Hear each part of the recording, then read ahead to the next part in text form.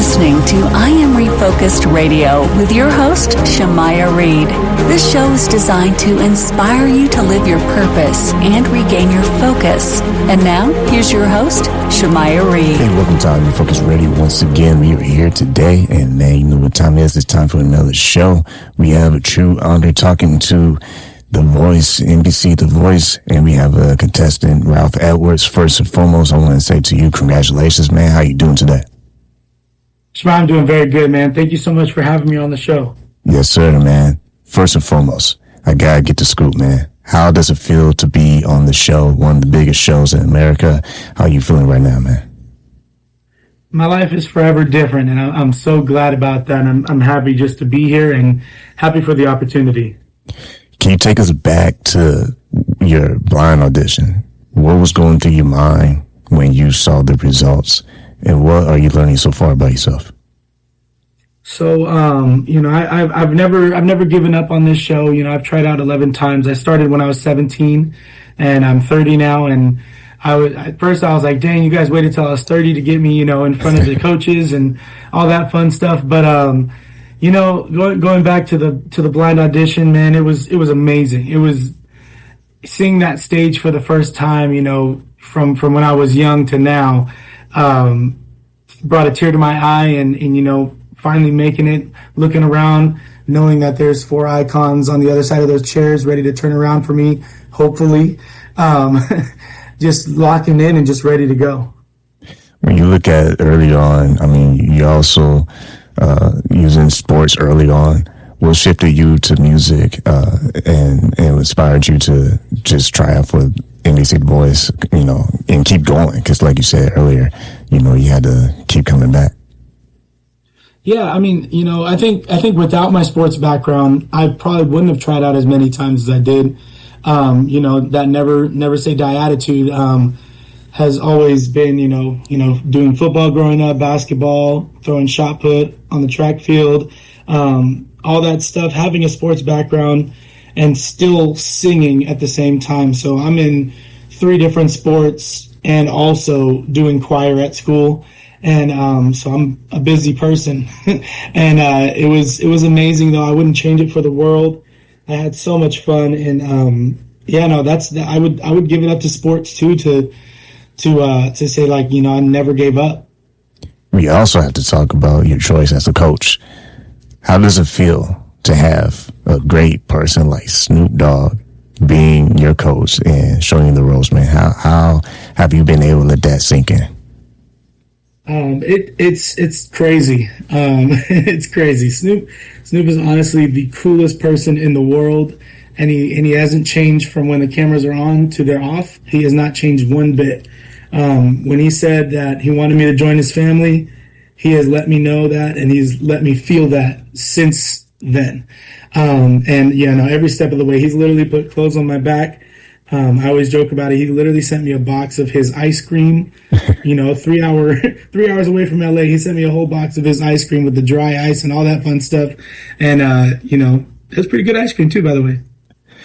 Once again, talking to our guest today, Ralph Edwards. When you think about the opportunity just to be on the show, and at this point of the show, right, this is where it kind of gets serious, right? Everything your coach is saying, the feedback that you're getting, just managing your time and your focus. You got a lot of press. You got a lot of things coming at you. How do you keep your focus and keep yourself poised? I always just go back to the music, man. The music is what keeps me grounded. And honestly, The Voice is the first show that humbled me when I was young. So when I first tried out, you know, I went down there as a 16, 17-year-old, and I was told no for the first time. And that, again, has laid the foundation of what I've been doing since then.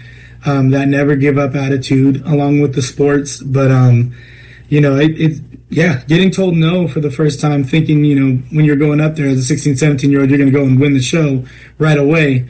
And then getting told no 11 times, it humbles you for sure. And the first time for sure was the one where I was crying my butt all the way back to Fresno from LA. When you think about family and how much your grandfather meant to you, and the support of your fiance. When you think about that, we know family is everything. Number one, how have they reacted to you being on the show? And two, how close are you guys now? Because you're kind of famous now. You know, my family has always been supportive. My mom has told me, you know, hey, you never had a plan B because you've always wanted this. And I literally told her, I was like, if I have a plan B, then that means my plan A is going to fail. And I don't want to let that happen. Me and my fiance have been so just locked in, if that makes sense. She's all over she does all of my social medias for me. And so things like that, like everybody's full steam ahead, everybody's all hands on deck, and you know, we're trying to win this thing. I'm going to be honest, I want to win it. If we can, I'm going to do it. You know, on the local scene, I can't let you go without asking this question. How's Fresno City College reacting to you, man? Because, you know, you have some history there too. Oh yeah, no, Fresno City College has been supportive. Talking to my old professors, they've reached out. You know, my choir director, Julie Dana, has been amazing. She's been reaching out to me too. If I need anything too, she, you know, as far as even like vocal training, if I want, you know, she'll reach out and she'll do stuff like that if she wants. But you know, everybody, the Central Valley and the 559 Fresno, just everybody has just huddled behind me, and I can feel the love. And you know, everybody's telling me they're rooting for me, and you know, they're going to vote for me when it's time. You know, if I get that far, they're going to vote for me, and so I'm just excited and happy to be representing my community. And let's get back to your coach with Team Snoop.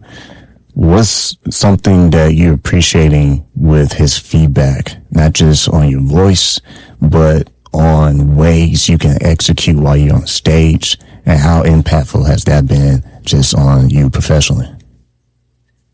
So Snoop, his main advice to me always is, you know, for me, like I'm a person that's going to get, you know, not antsy, but, you know, get a little bit of like, man, I got to get this done. So I tend to rush a little bit sometimes. And he was like, man, just live in the moment. You're here now. You know, it's been 11 tries. It's the 12th time now. Now you're here. You made it. Live in it and have some fun and just relax and have fun. Do your thing. You know how to sing. You know what you're doing. You've been doing it for years. Just do it now. Just relax and have fun. When you think about people who may listen to this and they're like, man, he's a big inspiration, man. Like, fall down, get back up again. I mean, that is you. What would you say to people out there who feel like, man, I just feel like I'm hitting plateau? What would you say to them as you are living in the moment right now and chasing your dreams? You know, if you're hitting a plateau, if you're feeling stuck, that means you're that much closer. You just got to push harder. You know, again, going back to the sports background, you know, it's you have to just keep on going. You can't stop. And that's my biggest thing is like sometimes it takes 11 tries to change your life on the 12th. And I push for that. And I want people to understand that, you know, it doesn't just happen overnight. Sometimes it takes 11, 12 years to get there. But if you don't give up, you know, you might be able to reach that mountaintop, and you gotta keep going. You gotta keep trying. Because if you stop, you don't know. We've been talking to Ralph this morning, Ralph Edwards on NBC The Voice, Team Snoop. Man, like always, I want to say thank you for your time, and man, go get him, man. Best wishes to you. Thank you, my brother. I appreciate it, man. Thank you.